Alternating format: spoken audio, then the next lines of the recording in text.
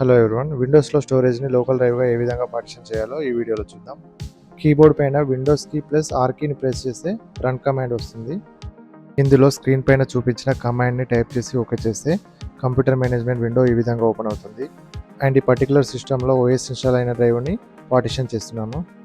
And ఈ విండోలో left side disc మేనేజ్మెంట్ని select చేస్తే పీసీలో ఉన్న స్టోరేజ్ డివైజెస్ ఈ విధంగా చూపిస్తుంది. ఇందులో ఏ డ్రైవ్ అయితే మనము పార్టిషన్ చేయాలనుకుంటున్నామో దాన్ని రైట్ క్లిక్ చేసి స్ట్రింక్ ఆప్షన్ సెలెక్ట్ చేస్తే ఈ విధంగా మనకు ఒక విండో ఓపెన్ అవుతుంది. ఇక్కడ ఎంత స్పేస్తో లోకల్ డ్రైవ్ కావాలో ఎంటర్ చేసి స్ట్రింక్ అంటే ఈ విధంగా మనకు ఒక అన్పార్టిషన్ డ్రైవ్ క్రియేట్ అవుతుంది. ఇక్కడ మనము ఆపరేటింగ్ సిస్టమ్ ఉన్న డ్రైవ్ని పార్టిషన్ చేస్తున్నాం కాబట్టి ఈ డ్రైవ్లో ఎక్కువ స్పేస్ ఉంచి న్యూ పార్టిషన్ క్రియేట్ చేసుకోవడం బెటర్. ఇప్పుడు ఈ అన్పార్టిషన్ డ్రైవ్ని రైట్ క్లిక్ చేసి న్యూ సింపుల్ వాల్యూమ్ అని తీసుకొని లోకల్ డ్రైవ్ని ఈ విధంగా క్రియేట్ చేసుకోవాలి. క్రియేట్ అయిన ఈ లోకల్ డ్రైవ్ని కూడా సేమ్ ప్రొసీజర్తో ఇంకో లోకల్ డ్రైవ్గా కూడా చేసుకోవచ్చు. సో ఇలాంటి మరిన్ని వీడియోస్ కోసం మన ఛానల్ని సపోర్ట్ చేయండి.